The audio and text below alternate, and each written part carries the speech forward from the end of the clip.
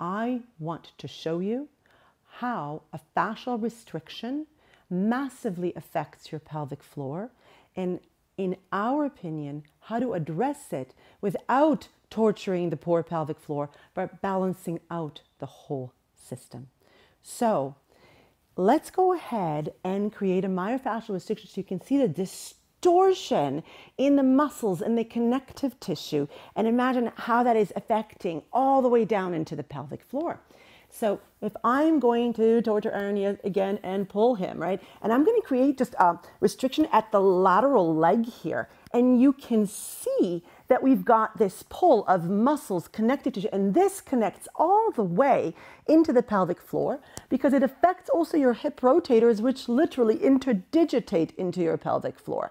So if someone's got a restriction here, right? And you could look at that. Right there, that continuity that goes all the way on the inside to the pelvic floor.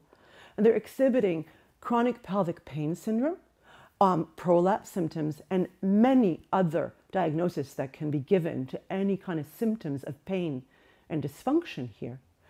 If they just keep trying to treat them at the pelvic floor, first of all, pardon me, but who the heck wants anyone to mess with that area, okay?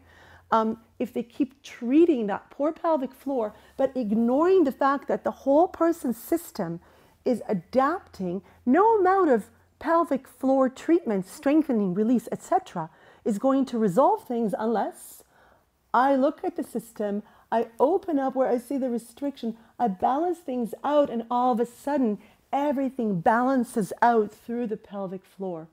So even though it seems like a very specific area, always step back and think big, especially if you've got any chronic pelvic pain syndromes and you've tried everything in the kitchen sink when it comes to actual therapy of the pelvic floor and you're still not getting the results you're looking for, chances are you need your myofascial system assessed to actually get relief and full resolution of the problem.